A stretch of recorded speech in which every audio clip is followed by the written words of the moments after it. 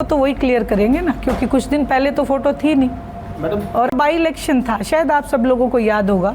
ये वही दादा थे जिन्हें 10:30 बजे रात को हॉस्पिटल से जेल भेजा गया था। तब ये भावना क्यों नहीं जागी, सवाल ये उठता है।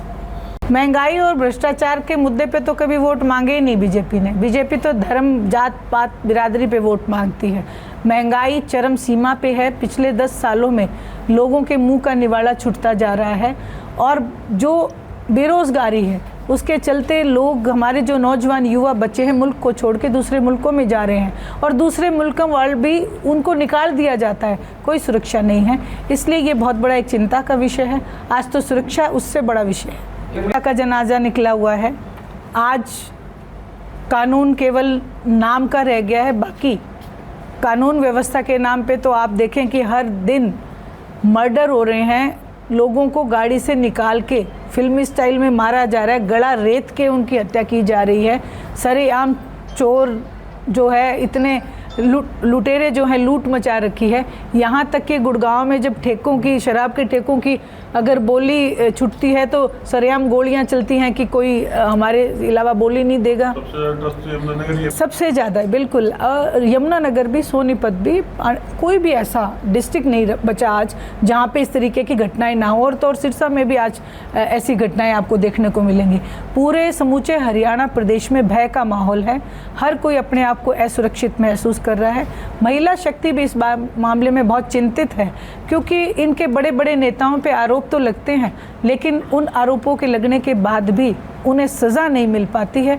इसलिए मैं तो यही कहूँगी कि मौजूदा सरकार के मंत्रियों को हेलीकॉप्टर से उतर के ग्राउंड पे आके सरकार को ये सोचना चाहिए कि आज आम जीवन बहुत चिंता में प्रबंधन करना या फिर गेहूं के अवशेषों का प्रबंधन करना, मतलब उनको मिट्टी में मिला करके उसको खाद तैयार करना। दूसरा, धान की सिद्धि बिछाई ताकि फसल जो पानी है, जल वो बच सके, जल संरक्षण हो सके। लेकिन पिछले 2 साल से ना तो धान की सीधी बिजाई की प्रोत्साहन राशि फार्मर को मिली है, ना ही फसल अवशेष प्रबंधन की राशि किसान को मिली है, ना ही एग्रीकल्चर इम्प्लीमेंट्स पे अनुदान की राशि अब तक मिली है, करोड़ों में है। लेकिन अब तक विपक्ष का, चाहे वो किसान संगठन हो, चाहे वो दूसरा संगठन हो, किसी ने आज तक की आवाज़ दी। आपको क्या लगता है कि ये मतलब कोई महत्वपूर्ण मुद्दा नहीं है या फिर मतलब विपक्ष के ये संज्ञान भी नहीं है? देखिए, सबसे पहली बात तो बिल्कुल आपने इस की तरफ जो हमारा ध्यान दिलाया, ये एक बहुत बड़ा और महत्वपूर्ण मुद्दा है, क्योंकि किसान के साथ हमेशा खिलवाड़ होता रहा है और अभी भी हो रहा है।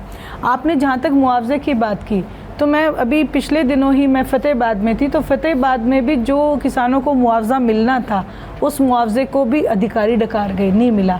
ये भी सरकार की व्यवस्था के ऊपर सवालिया निशान है।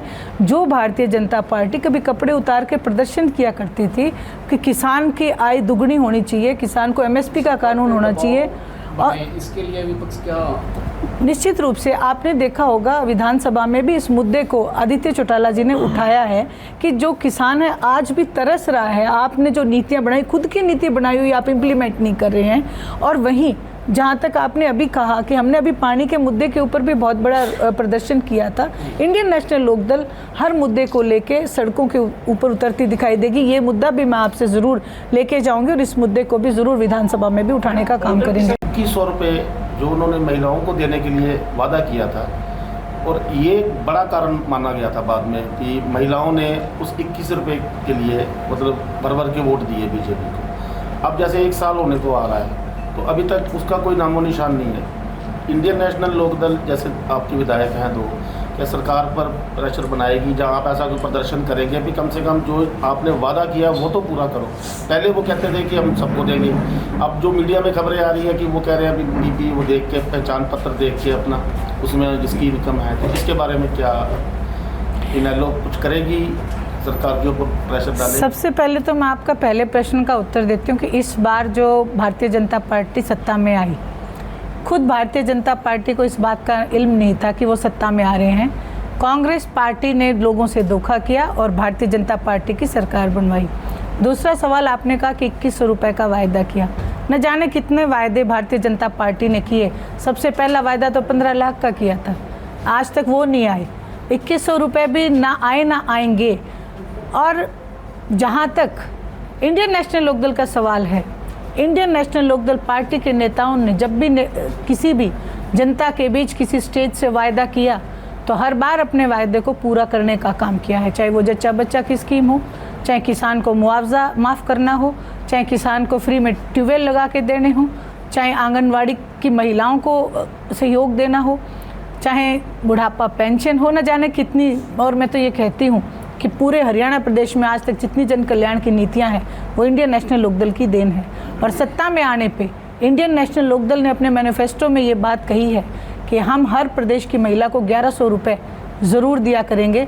तो जिस दिन भी सत्ता बनेगी उस दिन से मैं आपसे वायदा करती हूँ आपके चैनल के माध्यम से कि हरियाणा प्रदेश की प्रत्येक महिला को 1100 रुपये दिए जाएंगे। सवाल बहुत पुराना हो गया और इस सवाल का मैं जवाब देते देते मेरे गला सूख गया। ये आपको बताना चाहती हूँ, सामाजिक तौर पे जो परिवार अलग होते हैं उनकी कहीं ना कहीं मिलने की बहुत संभावनाएं रहती हैं, लेकिन जो परिवार राजनीतिक महत्वाकांक्षा के तहत अपने परिवार को छोड़ के चले जाते हैं, अपने दादा को छोड़ के चले जाते हैं, वो परिवार कभी एक नहीं होते हैं। आप तो जिस जगह बैठे हैं, आपके बिल्कुल कुरुक्षेत्र में जो युद्ध हुआ कौरव और पांडव, राजनीतिक महत्वाकांक्षा के चलते हुए वो कभी एक नहीं हुए। मैडम, करने के लिए आप जिलों में जा रही हैं तो किस तरह के आपको रिस्पॉन्स क्या है? देखिए, हर ज़िले में दूसरे ज़िले से बढ़ के रिस्पॉन्स मिल रहा है और मैं इस बात से बहुत प्रफुल्लित हूँ कि आज हरियाणा प्रदेश की महिलाएं कहीं पे भी किसी भी ज़िले में पीछे नहीं हैं।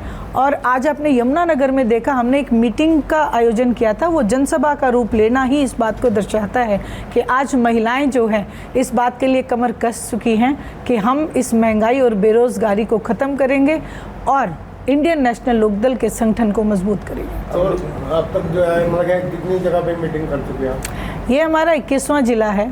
हमने लगभग सभी ज़िलों में मीटिंग्स अपनी कर ली हैं। अभी शाम को हमारा पंचकुला में 22वां ज़िला कंप्लीट हो जाएगा। क्या उनके लिए यही फैक्टर रखता है कि आपने क्राइटेरिया बनाया है कि क्या क्या होना चाहिए? देखिए, क्राइटेरिया हमारा ये है कि कर्मठता से कार्य करें, महिलाओं की आवाज़ को बुलंद करें, क्योंकि आज जहाँ तक मैंने देखा है महिलाएं जो हैं वो आगे आके अपनी व्यथा को सुनाना चाहती हैं, लेकिन उनको कोई मंच नहीं मिल पाता है। जब भी मैं गांव ग्रामीण अंचल में जाती हूँ, बहुत सारी मेरी माताएं बहनें, उसमें युवा भी हैं और बुज़ुर्ग भी हैं। कोई आपको दरी बनाती हुई दिखेगी, कोई पंखी बनाती हुई दिखेगी, किसी कोई दुपट्टे की लेस बनाती हुई दिखेगी, लेकिन उनका ये जो हुनर है वो उनके घर तक ही सीमित रह जाता है। मेरा एक मोटिव है, इंडियन नेशनल लोकदल पार्टी चाहती है कि वो आगे के पटल पे आके अपने इस हुनर को, उनके इस हुनर को दुनिया देखे, ताकि उन्हें अपने ऊपर गर्व हो सके और महिलाओं में आत्मविश्वास पैदा हो सके।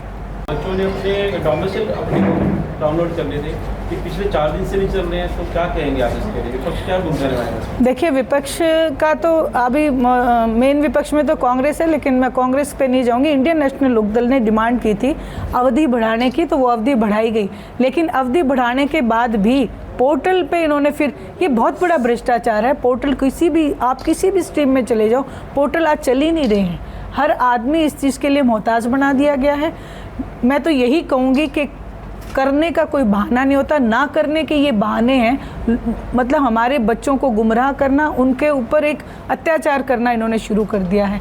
शिक्षा व्यवस्था का इन्होंने भट्ठा गोल कर रखा है, जनाजा निकला हुआ है शिक्षा व्यवस्था का। आप देखेंगे HAU की जो घटना रही, उसमें जो HAU के VC हैं उनके ऊपर ये सवालिया निशान है कि उनकी डिग्री भी सही है कि नहीं है। अब आप खुद सोचें, हमारे एजुकेशन मिनिस्टर पूरी मीडिया के सामने धड़ल्ले से कहते हैं कि मुझे तो अंग्रेजी बोलने नहीं आती। तो आप खुद सोचें कि ये सरकार हमें किस दिशा में लेके जा रही है। आज मैंने तो मंच के माध्यम से ये एक अनुरोध किया है कि 5 किलो अनाज फ्री में देने की बजाय हमारे हरियाणा प्रदेश के बच्चों को शिक्षा फ्री दी जानी चाहिए। तो आदरणीय ओम प्रकाश जी चौटाला एक जन नेता थे, उनकी फ़ोटो बीजेपी वाले भी लगा सकते हैं, लेकिन बात यह है कि फ़ोटो लगाने के पीछे मंशा क्या है, उसको क्लियर करना बहुत ज़रूरी है। क्योंकि जो पार्टी कुछ दिन पहले मनोहर लाल जी की फ़ोटो लगाया करती थी, दादा गौतम को दादा बताया करती थी, आज एकाएक आदरणीय ओम प्रकाश जी चौटाला की फ़ोटो लगाने के ऊपर आतुर है, तो इसके पीछे की मंशा जानना बहुत ज़रूरी है। उस मंशा के ऊपर अभय सिंह जी चौटाला ने सवाल उठाया था।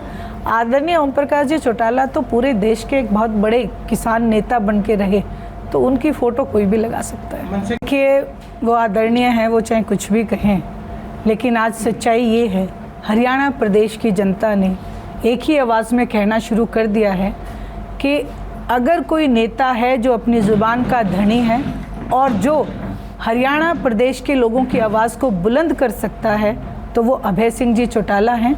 और विधानसभा में जो 2 विधायक हमारे हैं, आज आप देखेंगे कि जनता की आवाज़ को केवल वही उठा रहे हैं। स्वयं हरियाणा प्रदेश के मुख्यमंत्री ने ये बात कही कि अगर कोई विपक्ष की भूमिका आज निभा रहा है तो वो इंडियन नेशनल लोकदल है। सबसे पहले तो आप सब लोग चौथा स्तंभ हैं।